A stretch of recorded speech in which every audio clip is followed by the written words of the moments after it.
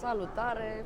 Sunt în Gara de Nord cu o improvizație de microfon, că se aude rău, am înțeles, dar nu este atât de important microfonul meu improvizat cu un cârlic comunist, ci că în Gara de Nord, important amplasament al Bucureștiului, avem acest semn de restaurant ca înainte, aceste structuri rotunde ca înainte, semnele de bilete ca înainte, din nou structuri, Xerox, e o atmosferă de anii 90 în continuare, chiar dacă în spatele meu se află un edificiu capitalist.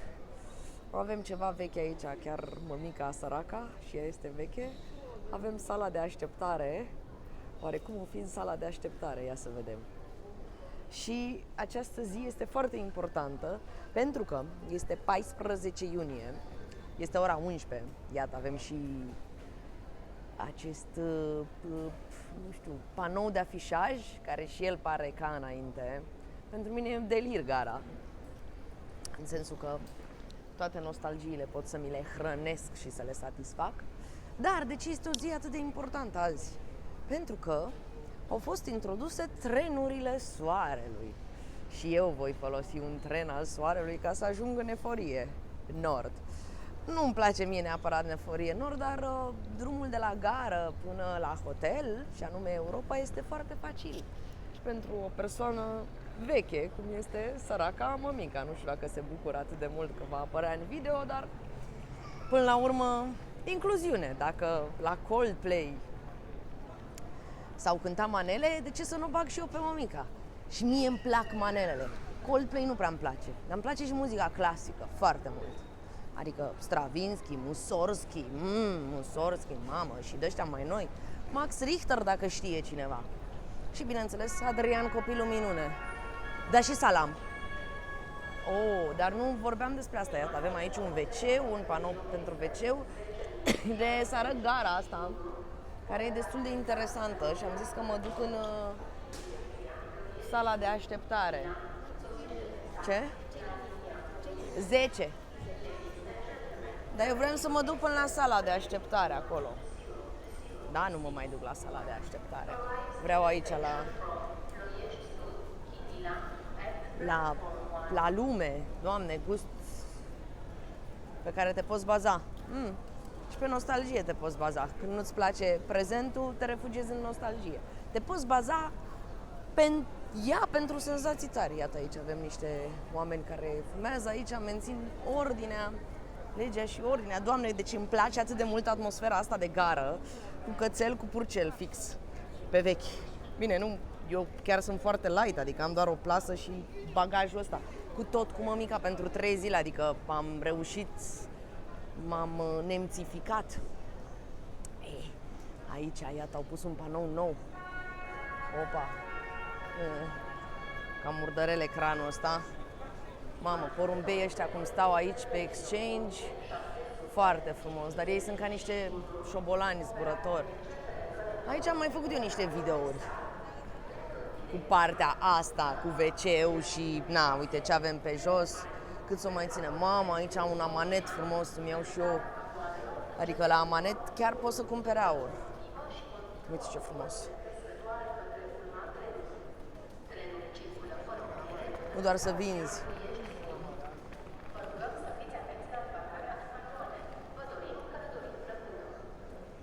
Casa de bilete, mamă, îmbrăcăminte. Deci ajung să mă pierd.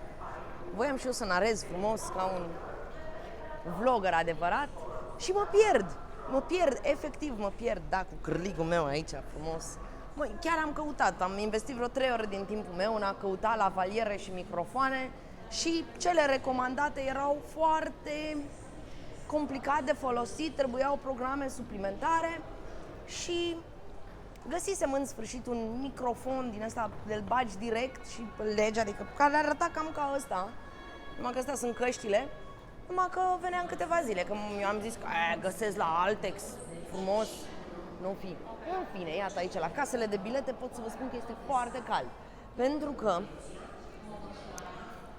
la casele de bilete aerul condiționat care asigură confortul termic al impiegatului se revarsă aici peste călători. nu prea e plăcut, dar las că merge, adică nu e chiar atât de rău. E izul ăsta de anii 90. Ceea ce, na, poți să cumperi oricum biletele și online.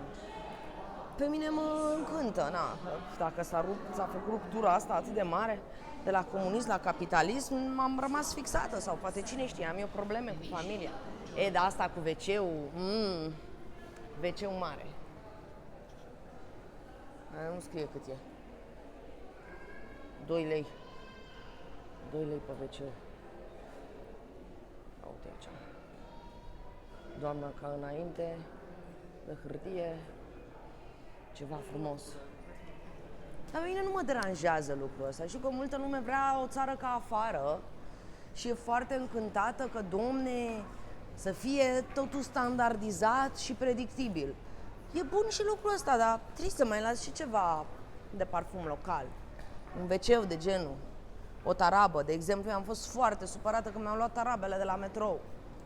Eu chiar îmi cumpăram chestii, adică mi-erau de ajutor, mai ales mici gustări, ape, acum trebuie să umblu până la Mega sau mai știu eu unde. E groaznic.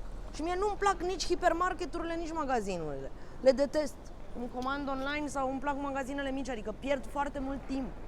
Pierd un timpul și nu am return of investment, adică nu mi se întoarce investiția de timp cu nimic, doar mi-l mănâncă.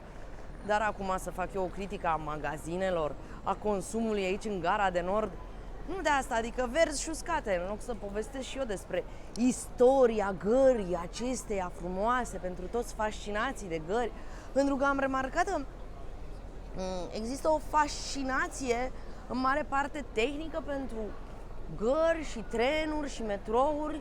Eu nu mă încadrez aici, am această nostalgie. De aceea apreciez formele acestea de tren, mai ales astea vechi. Uite, aici avem o locomotivă din aia veche, ia să o arăt, e frumoasă. Aș putea să vorbesc totuși despre trenurile Soarelui, dat fiindcă astăzi au fost introduse trenurile Soarelui. Dar să arăt această locomotivă. Ia uite ce frumoasă e.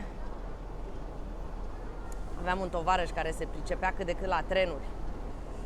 Eu nu mă pricep la trenuri. Îmi place, în schimb, perspectiva asta. Mamă, ce jegos. Deci când dau close-up, devine... Deci undeva în zona asta e camera a treia, care am văzut că e foarte jegoasă. Foarte frumos, să-mi recalibrez. Dar ar putea cineva să-mi recomande și mie... Mamă, ce jeg aici. Merge și așa, o să filmez așa.